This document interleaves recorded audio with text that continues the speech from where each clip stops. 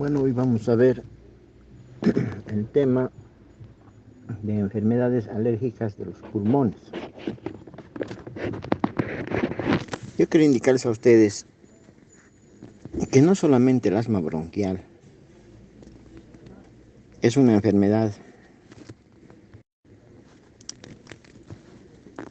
Bueno, yo quiero indicarles a ustedes que no solamente el asma bronquial es una enfermedad alérgica pulmonar. Existen otras enfermedades también que están agrupadas en este capítulo. El título es Enfermedades alérgicas de los pulmones. Bueno, yo quiero decirles que los pulmones son particularmente propensos a las reacciones alérgicas porque están expuestos a grandes cantidades de antígenos suspendidos en el aire, como polvo, polen, sustancias químicas. La exposición a polvos irritantes o a sustancias suspendidas en el aire, frecuentemente en el trabajo, aumenta la probabilidad de las reacciones alérgicas respiratorias. Sin embargo, las reacciones alérgicas en los pulmones no son solo el resultado de la inhalación de antígenos. Se pueden producir asimismo por la ingestión de ciertos alimentos o fármacos. Entonces, con esto quiero decir que la posibilidad de enfermedad alérgica en los pulmones puede estar dada por la exposición a ciertos alérgenos por inhalación. Pero también pueden ser estos elementos por la ingestión y también de ciertos fármacos, ingestión de alimentos y ciertos fármacos. Bueno, entonces en este capítulo vamos a ver en primer lugar vamos a ver la neumonía por hipersensibilidad. La neumonía por hipersensibilidad o alveolitis alérgica también se llama, alveolitis alérgica extrínseca o neumonitis alérgica intersticial. Así también se denomina.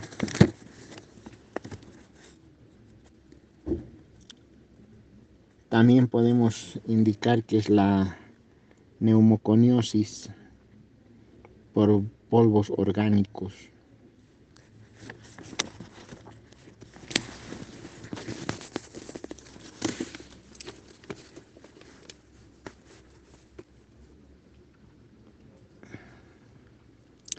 ¿Y qué provoca en el pulmón? Provoca un proceso inflamatorio de los pequeños sacos de aire del pulmón que se denominan alveolos.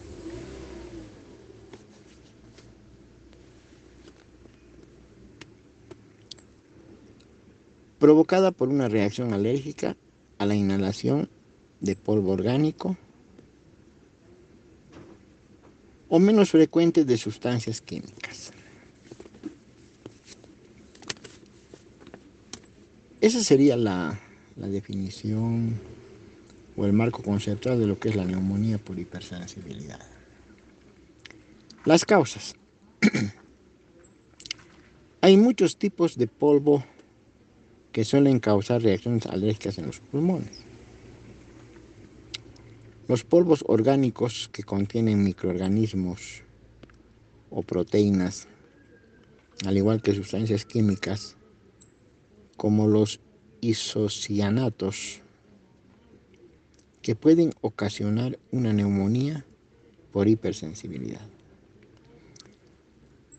Otro ejemplo es el pulmón del granjero, que resulta de la inhalación repetida de bacterias del heno del heno, pero enmohecido, es decir, del heno que ya tiene cierta contaminación de hongos, pues de enmohecido,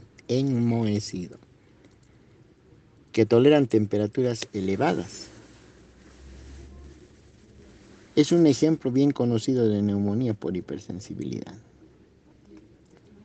Solo un número reducido de personas que inhalan estos polvos desarrollan reacciones alérgicas y solamente una pequeña parte de aquellas personas que las desarrollan sufren daños irreversibles en los pulmones.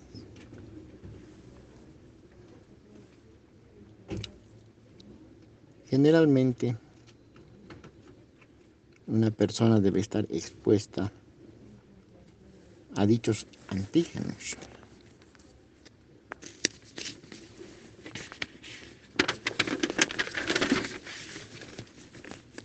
Bueno, hay una lista muy grande de alteraciones que pueden provocar esta hipersensibilidad neumónica o neumonía por hipersensibilidad. Por ejemplo, el pulmón del cuidador de aves, pulmón del cuidador de palomas o pulmón del obrero del heno está expuesto a los excrementos de papagayos, palomas, gallinas. El pulmón del aire acondicionado, por ejemplo, es otra enfermedad. Humidificadores, aparatos de aire acondicionado. Eso puede provocar una neumonía por hipersensibilidad en aquellos que están reparando artefactos de aire acondicionado. Otra enfermedad, por ejemplo, es la vagazosis, con Z. Vagazosis, que es la inhalación de desechos de la caña de azúcar que provoca esta enfermedad. Otra enfermedad es el pulmón del recolector de hongos y es alérgico a los compuestos de hongos. Otra enfermedad es el pulmón del trabajador de alcornoque, suberosis. Alcornoque mohoso, es decir, con hongos, contaminado. Otra enfermedad es la enfermedad de la corteza de arce infectada, eso es lo que provoca. El pulmón del trabajador de la malta, sea de la cebada o malta mohosa también. La mayoría son elementos con los cuales trabaja alguna persona, pero que están contaminados con hongos. Hay otra enfermedad, la secuoyasis, S-E-C-U-O-Y-A-S-I-S,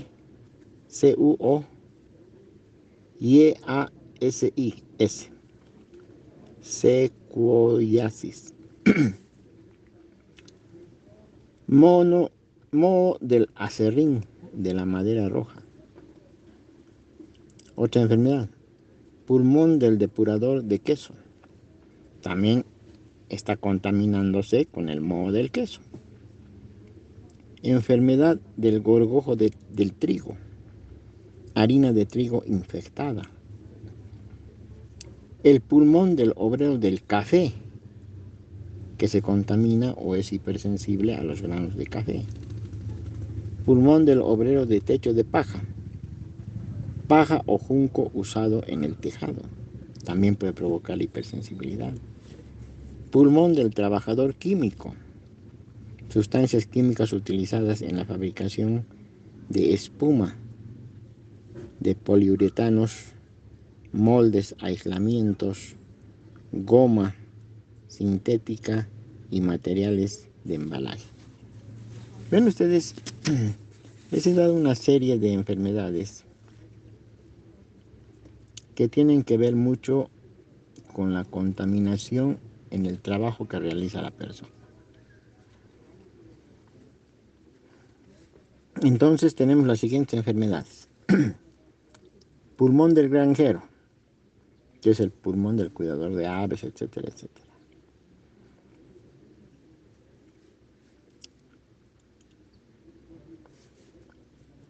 Pulmón del cuidador de aves, como palomas, por ejemplo,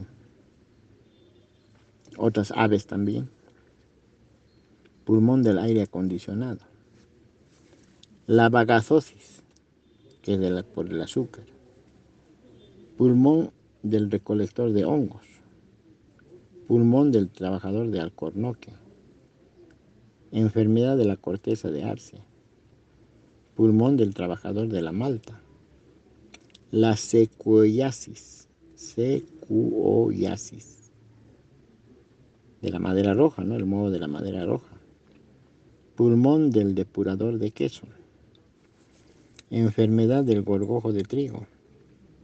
Pulmón del obrero de café. Pulmón del obrero de techo de paja.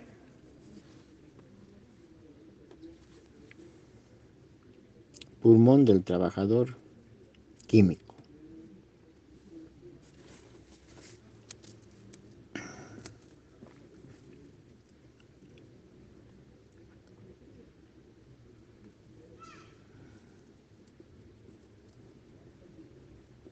La lesión pulmonar parece ser consecuencia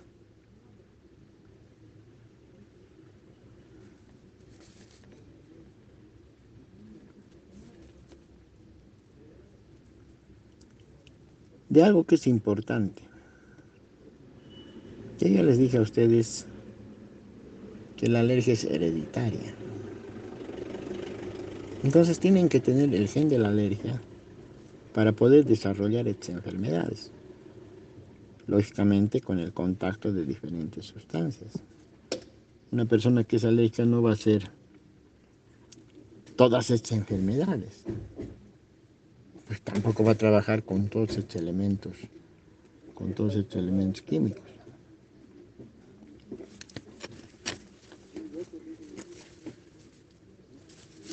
Bueno, pasaremos a los síntomas y diagnóstico.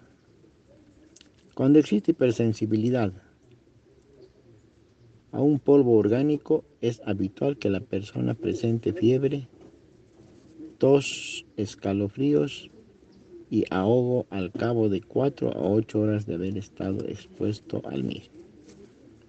O sea, aquí lo principal es el ahogo que va a presentar o esa dificultad respiratoria que va a presentar. Otros síntomas consisten en falta de apetito, náuseas y vómitos.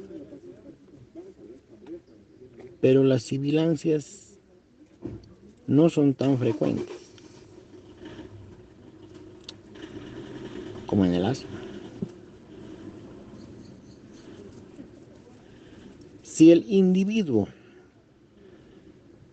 no vuelve a exponerse al antígeno, los síntomas habitualmente disminuyen en unas horas, pero la recuperación completa puede tardar varias semanas. Una forma más lenta de reacción alérgica, estoy hablando de una evolución subaguda, puede producir tos y ahogo durante varios días o semanas. A veces puede ser lo bastante grave para requerir la hospitalización del afectado.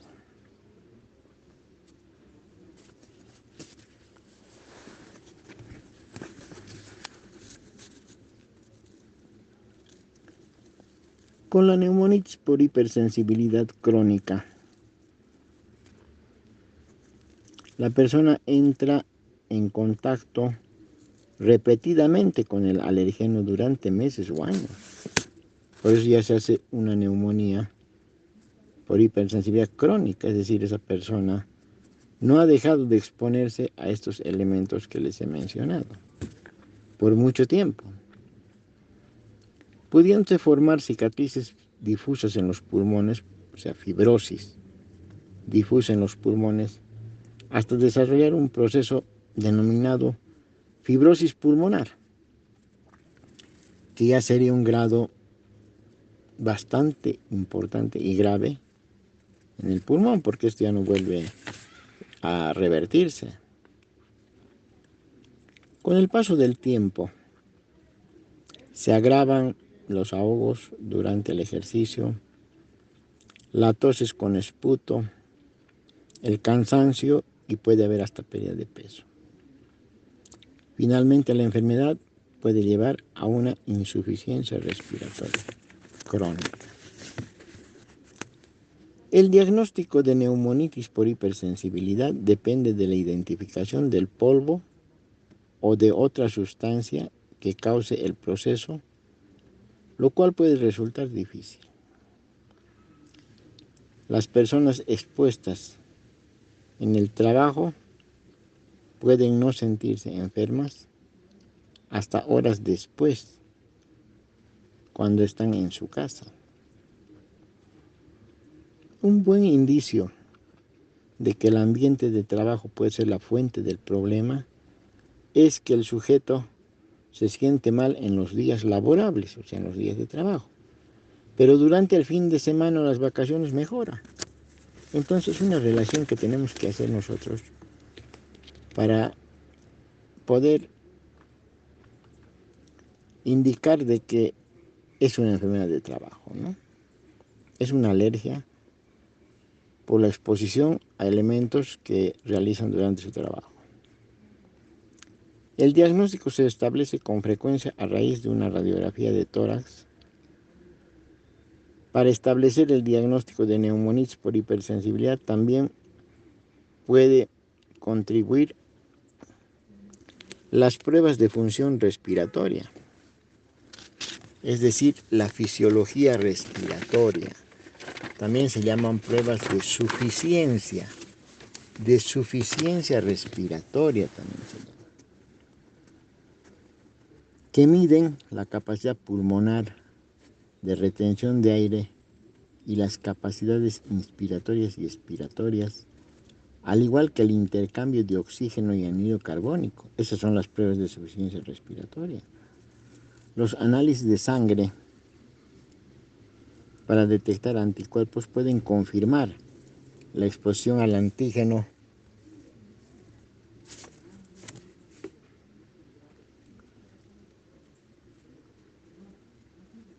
que está causando esta alergia, esta neumonía o del antígeno sospechoso. Cuando no es posible identificar el antígeno y el diagnóstico no está claro, se puede realizar una biopsia pulmonar. Eso podemos hacer al final. Es posible extraer dicha muestra durante una broncoscopía, es decir, una endoscopía bronquial, así podemos obtener una muestra, o una toracoscopía. Y ahora también se puede hacer la biopsia por ecografía o tomografía dirigida, la biopsia pulmonar. Bueno, la prevención y el tratamiento, ahora vamos a ver. La mejor prevención es evitar la exposición al antígeno. Con eso prácticamente hemos mejorado la situación si es que ya estaba cursando con la enfermedad, o si no está cursando la enfermedad, pues hay que evitar el contacto con estos elementos para que no enferme con esta neumonía por hipersensibilidad. Pero esto no es fácil en la práctica para alguien que no puede cambiar de trabajo. La eliminación o la reducción del polvo o el uso de máscaras protectoras pueden contribuir a prevenir la enfermedad y las recidivas, ¿no? También. El tratamiento químico del heno o de los desechos de la caña de azúcar y la utilización de sistemas de ventiladores eficaces contribuyen a evitar que los trabajadores se expongan y se sensibilicen a estas materias orgánicas principalmente. Bueno, yo quiero indicarles de que el tratamiento médico está en base a los corticoides, ¿no? La prednisona, Prdnisona,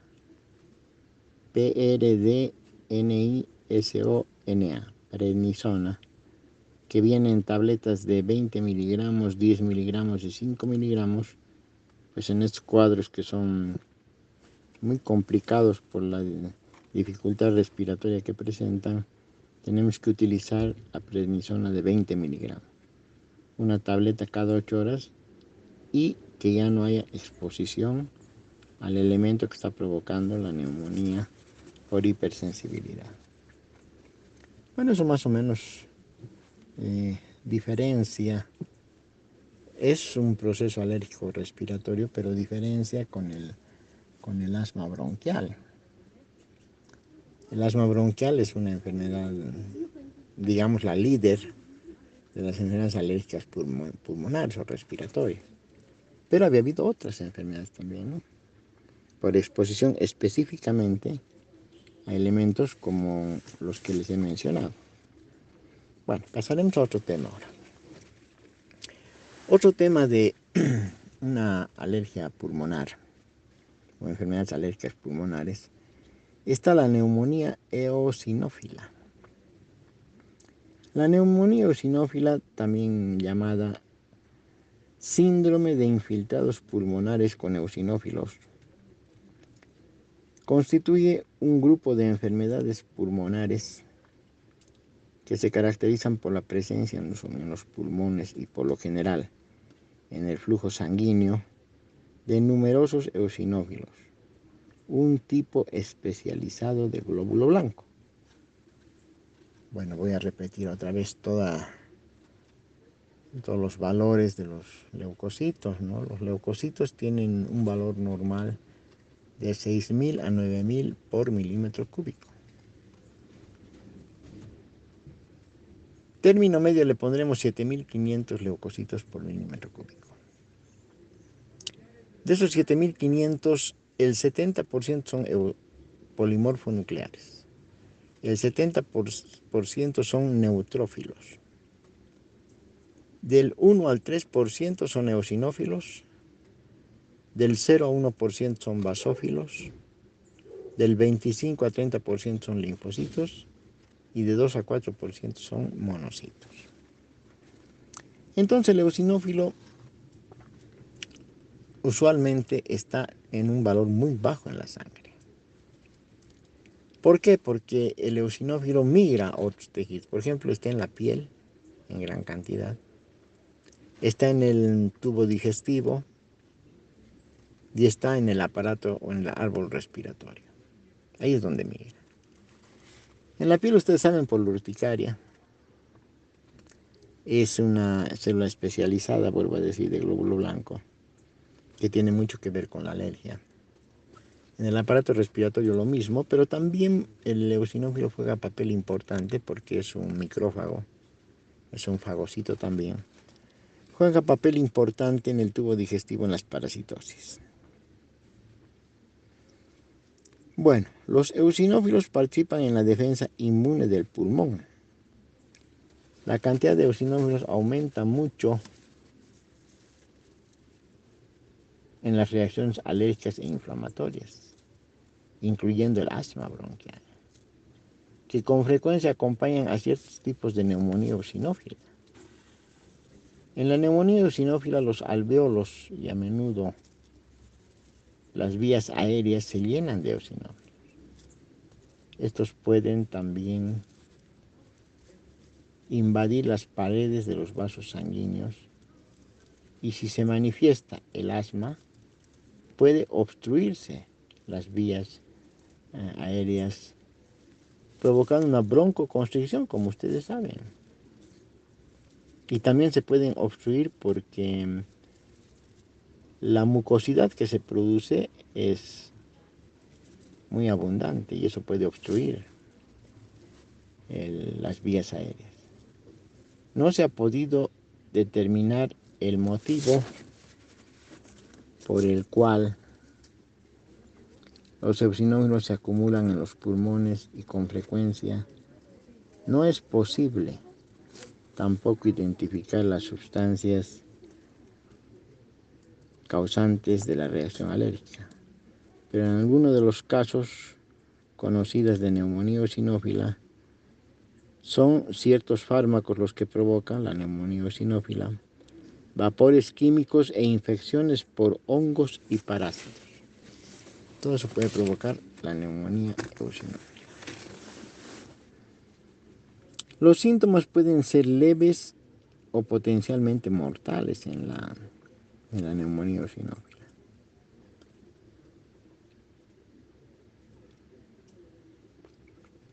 También puede haber fiebre, aunque leve, pero va a haber.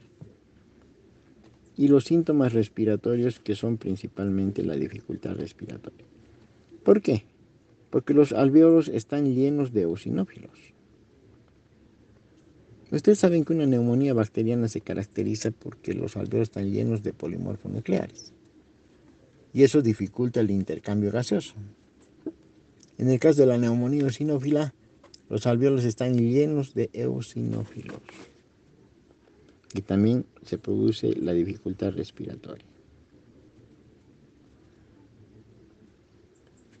Bueno, en los casos de neumonía eosinófila se aprecia en los exámenes de laboratorio gran número de eosinófilos. Por ejemplo, en la sangre puede alcanzar 10 a 15 veces su valor normal. En la radiografía de tórax es interesante. Generalmente puede observarse sombras en los pulmones que son de características neumónicas. Sin embargo, a diferencia de la neumonía causada por bacterias o virus, las neumonías eosinófilas muestran típicamente sombras que aparecen y desaparecen en distintas radiografías. O sea, en una radiografía vemos sombras pulmonares de neumonía y en otra tomada una semana o algunos días después desaparecen estas sombras. Ese es lo típico de la neumonía eosinófila. El examen al microscopio del esputo muestra las características acumulaciones de eosinófilos más que las capas de granulocitos que se pueden encontrar en la neumonía bacteriana. O sea, la diferencia es que en la neumonía bacteriana encontramos polimorfos nucleares y en la neumonía eosinófila vamos a encontrar eosinófilos.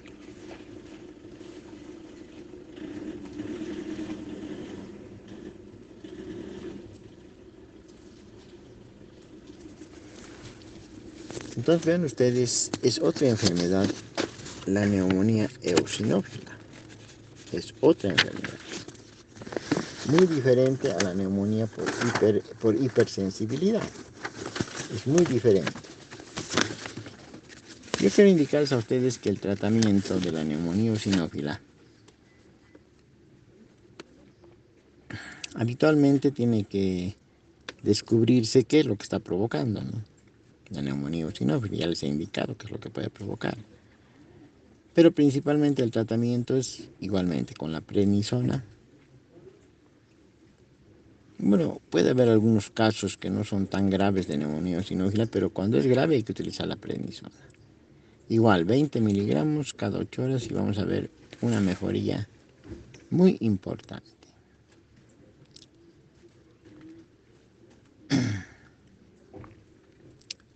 Bueno, hay casos en que se combina la neumonía eosinófila con asma, entonces tenemos que hacer el tratamiento también del asma bronquial, que también son corticoides, pero más por vía parenteral. En este caso estamos hablando de la dexametasona, ¿no? La dexametasona de 8 miligramos en ampollas por vía intramuscular, o también se puede utilizar por vía intravenosa si el cuadro es muy grave.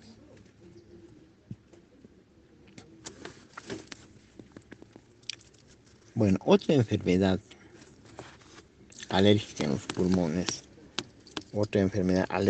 pulmones, es la aspergilosis broncopulmonar alérgica. Ustedes saben que el Aspergillus fumigatus es un hongo.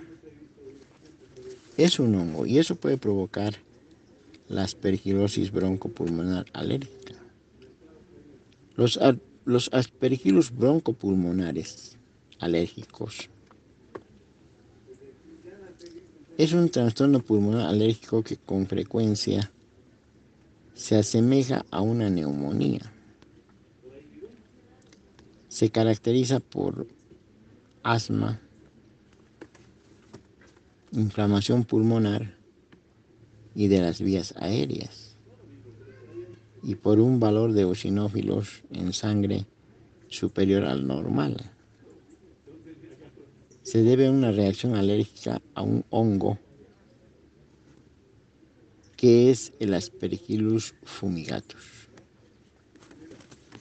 El Aspergillus es un hongo que crece en el suelo, en la vegetación, en descomposición. Vean ustedes, podemos encontrar también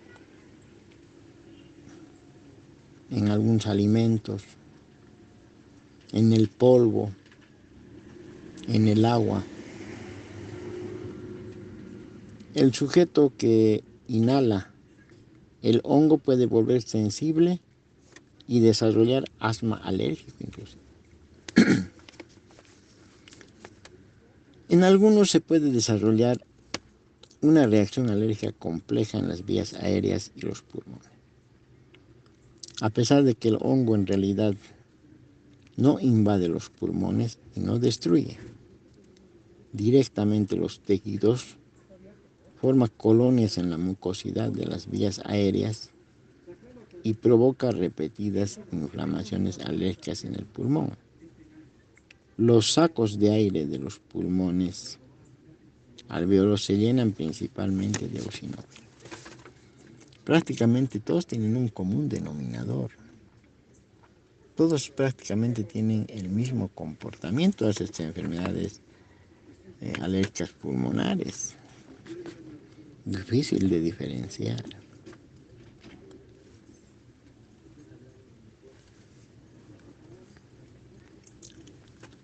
También puede haber un número elevado de células productoras de moco.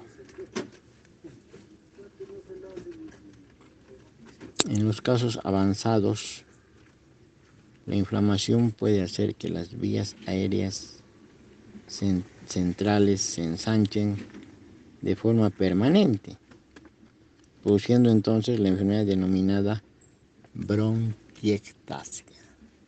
O sea, las complicaciones, ustedes saben, de la tuberculosis.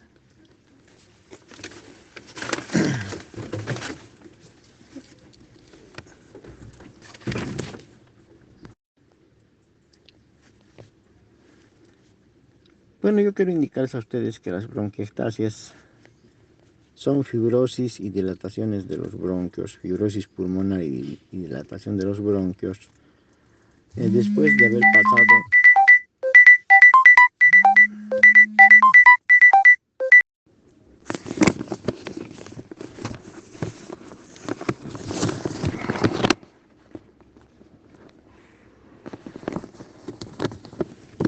Bueno, queridos alumnos, vamos a continuar el tema.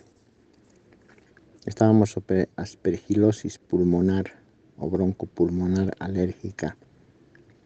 Aspergilosis broncopulmonar alérgica.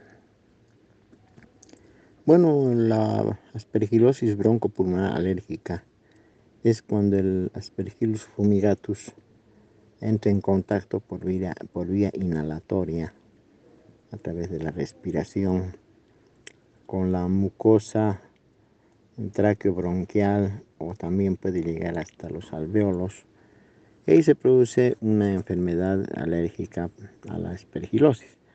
Pero también puede haber aspergilosis pulmonar cuando, por ejemplo, en el pulmón hay una secuela de una tuberculosis.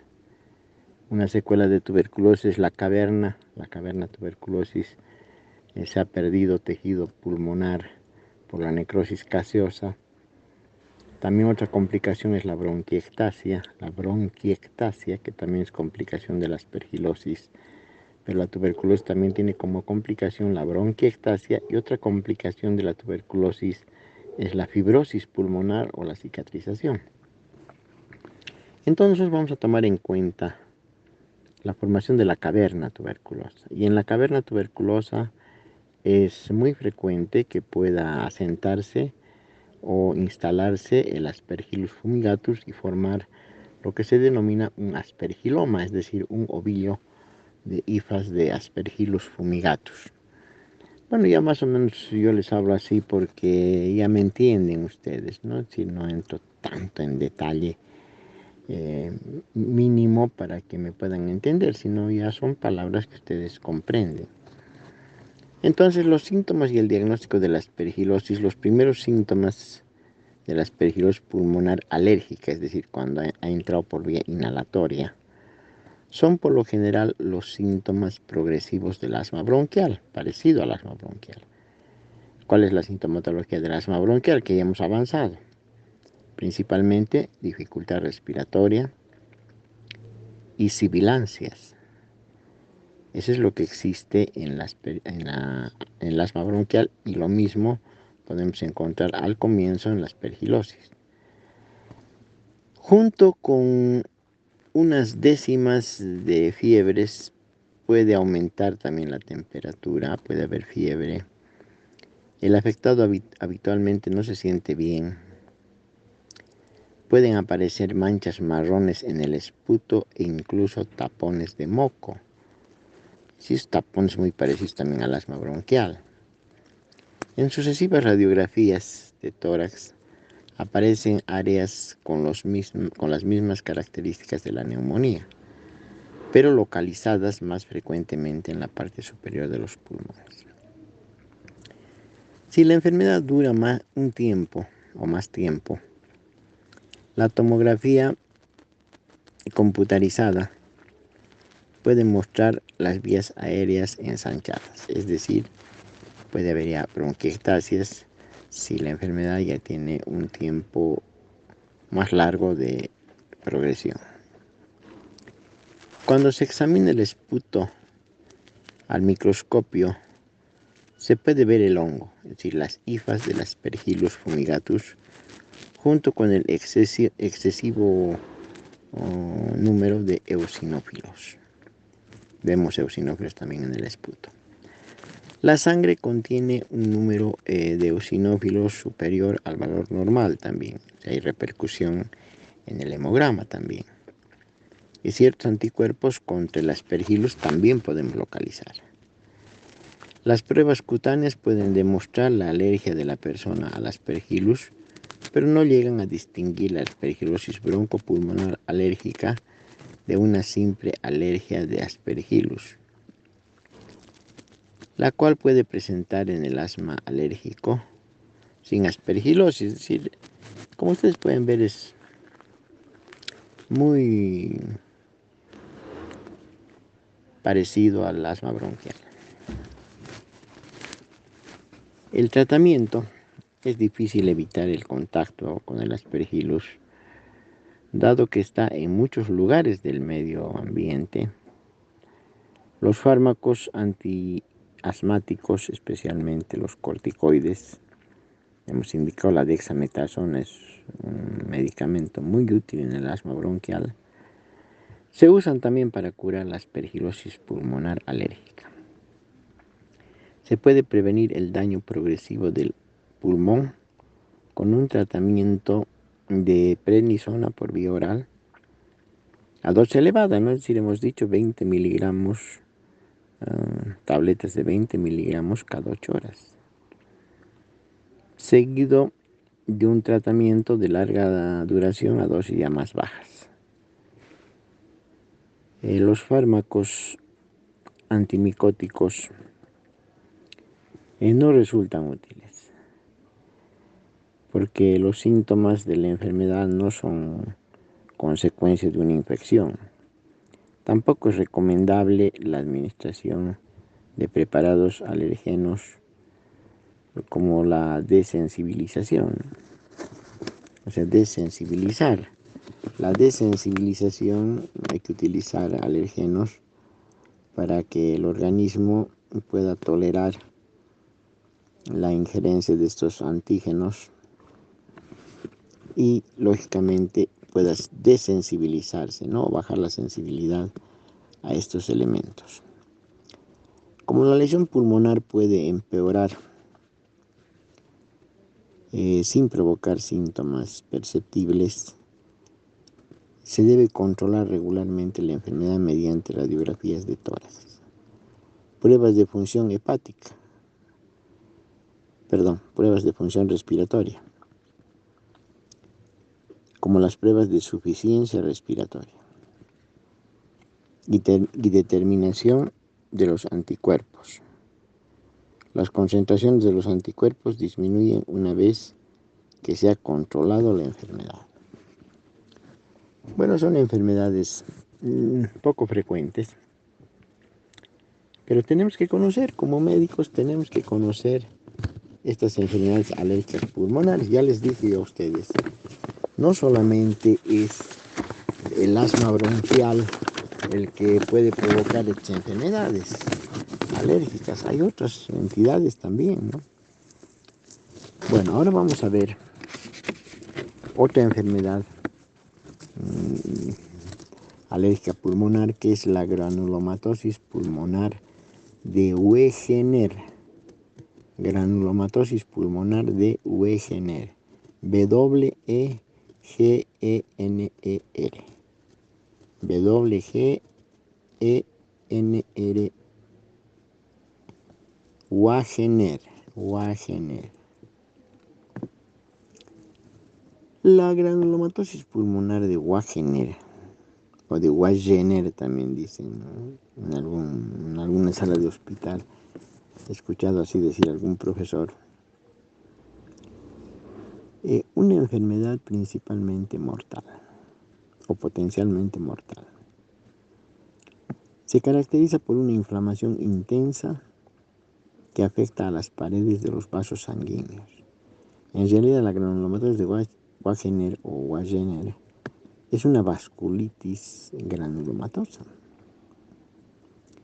Los senos paranasales, los pulmones, los riñones y la piel con formación de nódulos llamados granulomas es la característica. En algunos casos solamente se ven afectados las fosas nasales, las vías aéreas y los pulmones. La enfermedad origina la inflamación de los vasos sanguíneos de los pulmones y a lo largo puede destruir una parte del tejido pulmonar. Se desconoce la causa de la granulomatosis de Wegener, pero puede ser una respuesta alérgica a un factor desencadenante todavía no identificado. Entonces, es compleja esta enfermedad. No hay un factor que diga, bueno, esto es lo que provoca esta enfermedad, pero es alérgica. Entonces, lógicamente, es hereditaria. No a cualquiera aparece la granulomatosis pulmonar de Wegener, como las otras enfermedades, es lo mismo. La única que escaparía a la parte hereditaria es la aspergilosis pulmonar. Eso no tiene relación con la herencia. Síntomas y diagnóstico. La granulomatosis de Wegener puede comenzar sin ningún síntoma o puede cursar con fiebre, pérdida de peso, una sensación de malestar generalizado, tos, dificultad respiratoria y dolor torácico. Todo eso puede haber, pero como ya les dije, principalmente afecta a los senos paranasales, ¿no? En la radiografía de tórax pueden observarse cavidades aéreas densas en los pulmones que pueden parecer inclusive un cáncer. Pueden hacernos confundir con un cáncer. Fíjense usted. Tomaríamos como diagnóstico diferencial. El diagnóstico se puede confirmar solo con el examen al microscopio de una muestra de tejido, de una biopsia, de una zona afectada, puede ser la piel, fosas nasales, vías aéreas o pulmones. A menudo un análisis de sangre en personas con granulomas de Wegener puede detectar la presencia de anticuerpos característicos conocidos como anticuerpos anticitoplasma de neutrófilos. El tratamiento de la granulomatosis de Wegener. Sin un tratamiento adecuado, la enfermedad puede evolucionar rápidamente y terminar mal. En consecuencia, el tratamiento debe comenzar inmediatamente después del diagnóstico. La granulomatosis de Wegener puede responder a los corticoides. Hemos indicado la prednisona, tabletas de 20 miligramos cada 8 horas. Bueno, algún investigador médico dice los inmunodepresores como la ciclofosfamida pueden también evitar esta enfermedad que afecte gravemente. Pero para usar inmunodepresores, ustedes saben, se tiene que tener mucha experiencia porque ¿por qué se llama inmunodepresor? Porque disminuye la respuesta inflamatoria. Por lo tanto, no es aconsejable. Otro caso, otra enfermedad. El síndrome de Goodpasteur. Voy a deletrear. Síndrome de GOOD. PASTURE. Síndrome de Goodpasteur. GOOD PASTURE. El síndrome de Goodpasteur es un trastorno alérgico poco frecuente, igual que las otras entidades, en el que se producen hemorragias en los pulmones junto con insuficiencia renal progresiva. Yo quiero indicar de que el Goodpasteur afecta principalmente los pulmones y los riñones, provocando lógicamente hemorragia en ambos casos. Hemoptisis en los pulmones como síntoma o signo y hematuria en los riñones. Por razones desconocidas, los individuos que padecen del síndrome de Goodpasteur producen anticuerpos contra ciertas estructuras en el aparato filtrante de los riñones y también en los sacos alveolares y los capilares de los pulmones. Dichos anticuerpos provocan una inflamación que interfiere con la función renal y pulmonar. Se considera que tales anticuerpos pueden ser la causa directa de la enfermedad. Bueno, los signos y síntomas, el individuo que padece esta enfermedad desarrolla típicamente dificultad respiratoria y tos con emisión de sangre o hemoptisis. Los síntomas pueden evolucionar rápidamente y empeorar. La respiración puede disminuir y puede haber una pérdida importante de sangre, al mismo tiempo que se produce una insuficiencia respiratoria.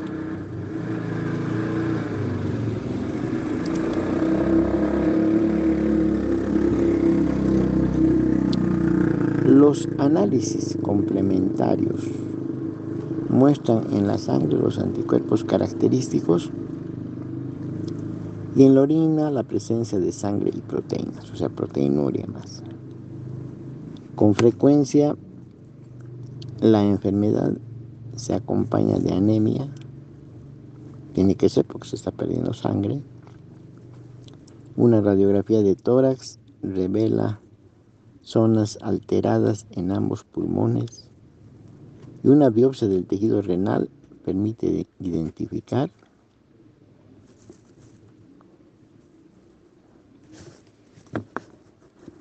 la lesión renal también. Estos anticuerpos se depositan principalmente en la membrana basal del glomérulo renal. Bueno, mejor les diré. En la membrana basal del capilar del glomérulo renal, así más o menos es. Bueno, es de un pronóstico muy reservado. Es una enfermedad muy grave, muy grave.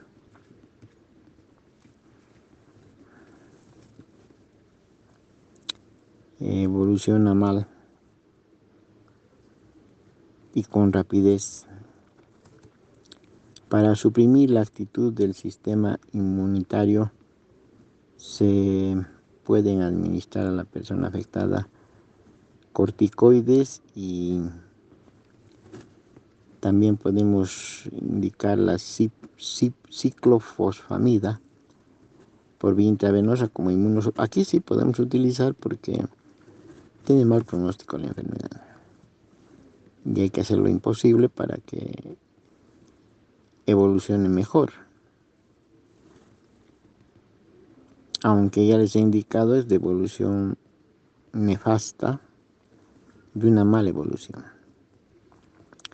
El paciente además puede someterse a plasmaféresis, un procedimiento en el que se extrae la sangre de la circulación, luego se extraen de la misma los anticuerpos responsables de la enfermedad y se devuelve de nuevo el torrente sanguíneo a la circulación.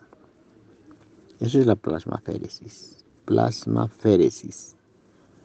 La utilización precoz de esta combinación de tratamiento puede contribuir a salvar la función de los riñones y de los pulmones. Porque una vez que se ha producido el daño, este es irreversible. Terrible esta enfermedad, ¿no? Por suerte son raras estas enfermedades. Muchos pacientes pueden necesitar un tratamiento de apoyo mientras evoluciona la enfermedad. El tratamiento puede requerir oxígeno complementario, un respirador y también transfusiones de sangre porque se pierde mucha sangre. Si los riñones fallan, es necesario someter al paciente a una diálisis renal. Así es como tenemos que solucionar más o menos este problema.